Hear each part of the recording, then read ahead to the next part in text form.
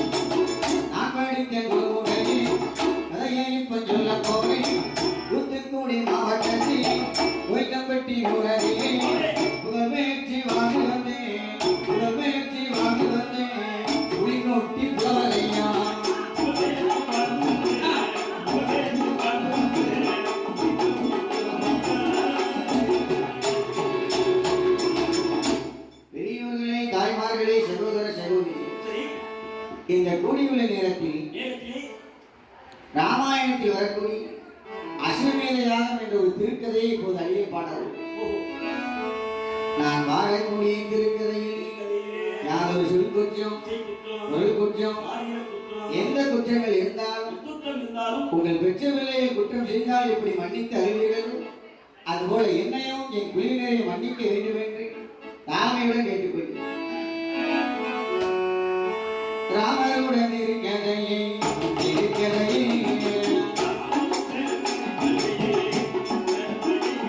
நான் அவைதனிலே ஆளருக்கு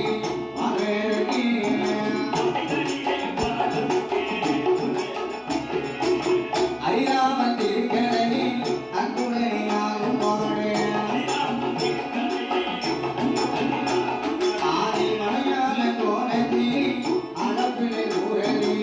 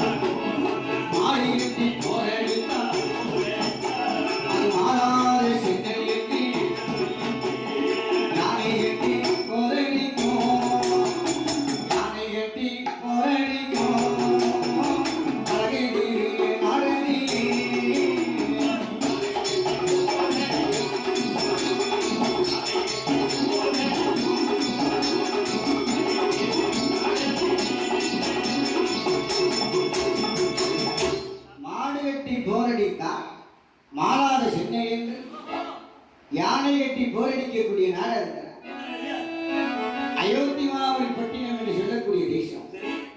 அதை சூரிய குல தொண்டர்களாக சீதா பிராட்டியும் இருவரும் அந்த நாட்டை ஆண்டு வருகின்றார்கள். அந்த அயோத்தி மாமரி பட்டினத்தில் மக்கள் எல்லாம் ரொம்ப சந்தோஷமா இருக்கிறார். அங்க இருப்பவர்கள் அடுத்த இடத்திலே இறப்பவர்கள் யாரு? பிச்சை கேட்கிறவர்கள். அந்த யாசகம் இருப்பவர்கள் யாசகம் கேட்பவர்கள் என்று பிரிவே கிடையாது. எல்லா வீட்டிலையும் எல்லாமும் இருந்தது. எல்லாரும் யார்ட்டையும் போய் பிச்சை கேட்க மாட்டாங்க, கடன் கேட்க மாட்டாங்க, எதுவுமே கிடையாது. உண்மை பேசுபவர் பொய் பேசுபவர் என்ற பேதமும் கிடையாது. எல்லா மக்களும் நல்லவர்களாக இருந்தார்கள். அந்த அயோத்தி மாமரி பட்டினம் காரணம் என்ன? அதை ஆட்சி பண்ணியது அரிராமமூர்த்தி. ஒரு நாட்டிலே மன்னன் சரியாக இருந்தா மக்கள் சரியா இருப்பான். மன்னன் சரியில்லாட்டா மக்கள் சரியிருக்க மாட்டான். மக்கள் சரி என்ன பண்ணியும் அந்த அரிராமமூர்த்தி அந்த நாட்டை சிறப்போடு ஆட்சி பண்ணியதா நாட்டு மக்களுக்குள்ளே உண்மை பேசுபவர் பொய் பேசுபவர் பேதம் கிடையாது. இருப்பவர்கள் இறப்பவர்கள் என்ற பேதம் கிடையாது. எல்லா மக்களும் நல்லபடியா இருந்தார்கள். அந்த அரிராமமூர்த்தி நாட்டை எப்படி ஆண்டு வருகின்றாரா? ஆரிமோரி கடமை வெற்றி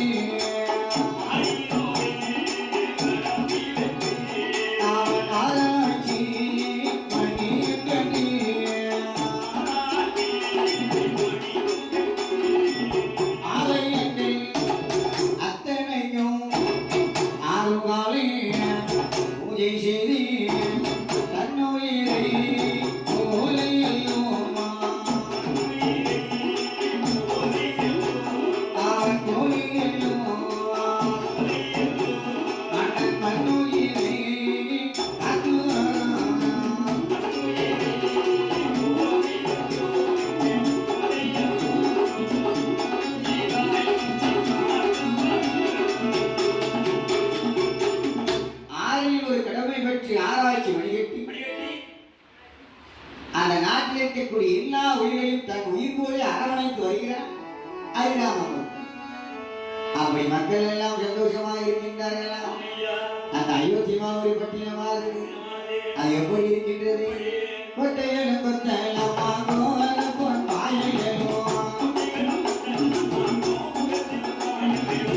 சித்திர கூடங்களாம் சிறப்பொன்மை மாடலோ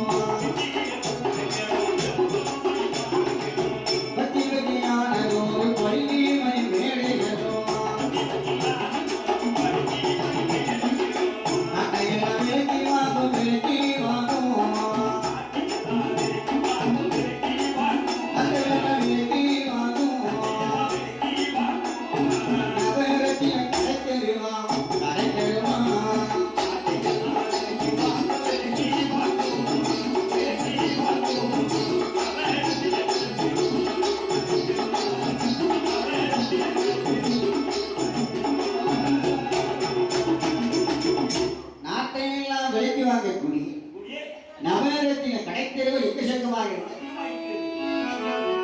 அது மட்டும் கிடையாது. அந்த நாட்டில் உள்ள கோவில்கள் எப்படி இருக்கின்றதா? தங்கத்தாலே குடிமகமா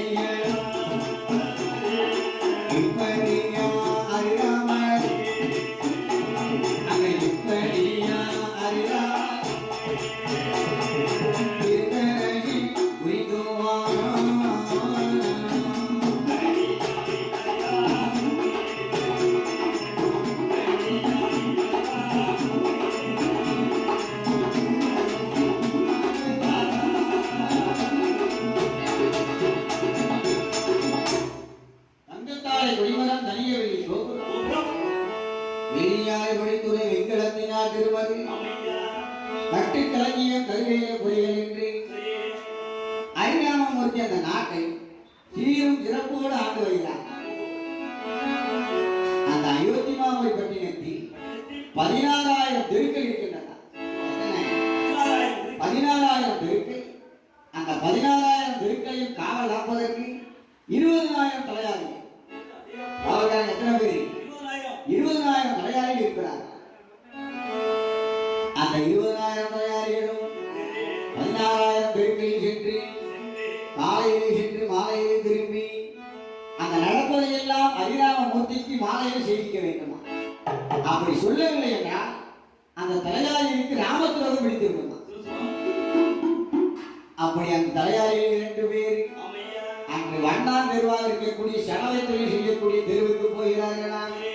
அவர்கள் எப்படி செல்கிறார்கள்? தடமாத்தி வழி நடந்து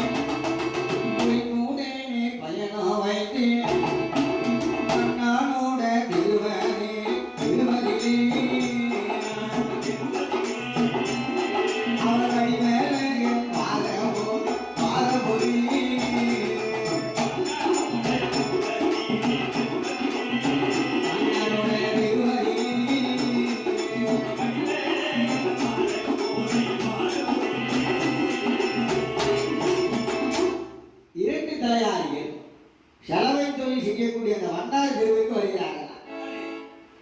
அப்படி வரும்போது அந்த தெருவிலே ரசகமாடன் என்று சொல்லக்கூடிய வீட்டிலே ஒரு அறிவியல் சத்தம் கேட்கும். சத்தம் நடக்குது. அது என்ன நேரமா? இரவு பொழுது முடிய போகுது. அவர் அந்த நாட்டை எல்லாம் சுற்றிவிட்டு அந்த வண்டார் தெருவுக்குள்ளே 2 தலையாரிகள் வருகிறார்கள். அங்கே ரசகமாடன் மயிலம்பூமாலை என்று சொல்லக்கூடிய இருவர். என்ன பேரு? ரசகமாடன் மயிலம்பூமாலை. அந்த 2 பேர் வீட்டில் ஒரு கலக சத்தம் கேட்கிறார். அப்ப 2 தலையாரிகள் யோசிக்கிறார், நம்ம ஹரிராமமூர்த்தி ஆட்சி பண்ணக்கூடிய நாட்டில் எல்லோரும் சந்தோஷமா மட்டும்தானே இருப்பாங்க. இந்த வீட்டில் ஏதோ கலக சத்தம் கேட்குது, என்னன்னு தெரியல என்று பக்கத்தில் இருந்து கேட்டுக்கொண்டு இருக்கிறான். அந்த ரசகமாடன் தன் மனைவியான மயிலம்பூமாலை என்ன சொல்றான்? அந்த மயிலம்பூமாலையோட வழக்கம் காலையிலே சென்று அந்த நாட்டில் உள்ள எல்லா தெருக்களிலுமே அழுக்கு துணிகளை வாங்கி வருவது வழக்கம். அவரோட குலத்தொழில் இருந்தானே, எல்லா பேரையும் அழுக்கு துணியை வாங்கி வந்து வெளுத்து கொடுப்பது குலத்தொழில். அப்படி அந்த மயிலம்பூமாலை காலையிலே சென்று எல்லோரு வீடுகளிலும் செலவை அழுக்கு துணிகளையும் சாப்பாட்டு கஞ்சியையும் வாங்கி வந்து கொண்டிருக்கிறார். அவ்வளவு 7 மாத கர்ப்பிணியா இருக்கிறார். எல்லா வீடுகளும் சுத்தியா கொஞ்சம் இழப்பாருன்னு அந்த கர்ப்பிணியா இருக்கக்கூடிய பெண்ணால் தலை சுற்றி வந்ததினாலே ஒரு அருகில் இருக்கக்கூடிய வீட்டிலே கொஞ்சம் இழப்பாரு. இழப்பாரி விட்டு வீடு வருவதற்கு கொஞ்சம் தாமதமாயிட்டது. அந்த காலதாமதத்தை கொடுக்காமல் அந்த ரசகமான என்று சொல்லக்கூடியவன் தன் மனைவியான மயிலம்பூமாலையை பார்த்து கேட்கிறான், அடியே எங்க போனே? இவ்வளவு நேரமா சிக்கடி போனே? நீ அழுக்கு துணி வாங்க போனியா, அடுத்த வீட்டுக்கு போனியா?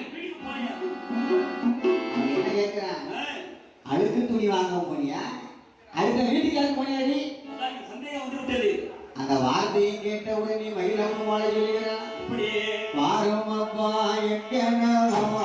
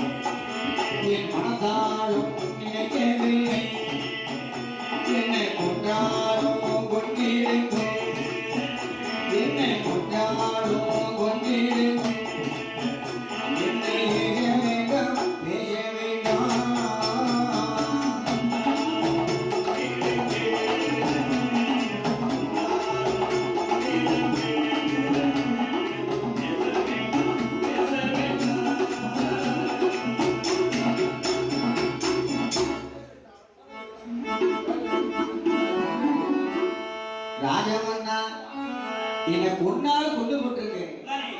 அடுத்த ஆண்மகனோடு என்னை சேர்த்து வச்சு பேசாது. உங்களை தவிர வேறு ஆண்மகனை என் கனவில் நினைச்சிருக்கிறேன். நான் உங்களை மட்டுமே என் ஆண்மகனாக மனதில் எண்ணிக்கொண்டிருக்கிறேன். நான் வேறு ஒரு ஆண்மகனை என் கனவில் நினைக்க மாட்டேன். என்ன சொல்றேன்? நீங்க நீ அடிச்சு கொண்டு போட்டாலும் பரவாயில்ல. நான் வேற ஆண்மகனோட பேசுறது மட்டும் சொல்லாதீங்க. அவன் கேட்கிறானா? அது வரைக்கும் அந்த அயோத்திவாரி பட்டினத்தில் உண்மையை மட்டுமே சொல்லிக் கொண்டிருந்தவன் அவன் என்ன சொல்றான்? அந்த பொண்டாட்டிய அடுத்த வீட்டுக்கு போனதுக்கு அப்புறம் உனக்கு பேச்சு நீ போய் சொல்லிக்கிட்டு இருக்கிற. நீ அழுக்கு துணி வாங்க போகவில்லை, அடுத்த வீட்டை தேடி போயிருக்கிறேன் என்று சொல்லி தன் மனைவியான மகிழப்பு மாலையை போட்டாவை சூட்டிலே அடிமுறுக்க முடியாமல் மகிழப்பு மாலை அழுது புறம்புகிறார். எப்போதுமே ஒரு நல்ல பெண்ணா கணவன் கொஞ்சம் கோபமாக இருந்தால் கொஞ்சம் விட்டு பிடிப்பார். ஏழை இப்படி பேசக்கூடாது. கணவன் கொஞ்சம் கோபமா இருக்காங்கன்னா கொஞ்சம் ஒதுங்கி நிற்கிறதா உத்தம். அதை எண்ணிக்கொண்டு அந்த மகிழப்பு மாலை என்ன செய்கிறாரா? கணவன் கோபப்பட்டு அடித்த உடனே இனிமேல் அருகில் இருந்தால் சண்டை விபரீதமாக முடியும் என்று அடுத்த வீட்டில் இருக்கக்கூடிய ஆண்டிவண்ணான் வீட்டுக்கு சென்று விட்டாலும் மகிழப்பு மாலை. அப்ப ஆண்டிவண்ணான் வீட்டுக்கு போன உடனே இவன் என்ன நினைச்சிட்டான்? அப்ப இது நாள் வரைக்கும் இவன் ஆண்டிவண்ணான் வீட்டுக்கு தான் போய் வரா, அழுக்கு துணி வாங்க போகல என்று அவன் மீது சந்தேகப்பட்டு என்ன சொல்கிறான் தெரியுமா? இந்த ஒரு நாள் முதலாய் நாள் முதலாய் உன்னை அழைத்து வந்து வாழ மாட்டேன் வாழ மாட்டேன்.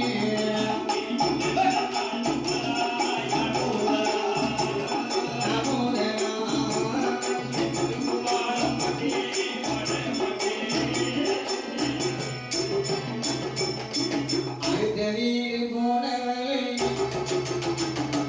அழைத்து வந்து வாழ மாட்டேன். எங்கே அந்த ரசகமான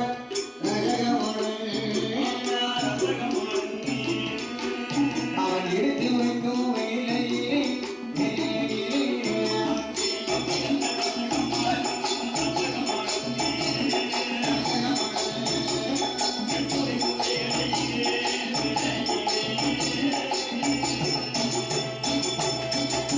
அவன் என்ன சொல்கிறான்? ஆண்டிவன் நான் வீட்டுக்கு போனவள் இனிமே நான் அழைத்து வந்து வாழ மாட்டேன் என்று சொல்லிவிட்டு இரவு பசிக்கும் இல்லை கொண்டாட்டி அடிவார்த்தீங்களா? நான் வயிறு பசிக்குமே.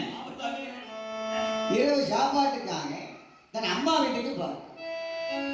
இன்பமாக பெற்றமாக எனக்கு வயிறு பசிக்கின்றது, கொஞ்சம் அண்ணன் இருந்தா போடுமா? அப்ப என்ன சொல்றா?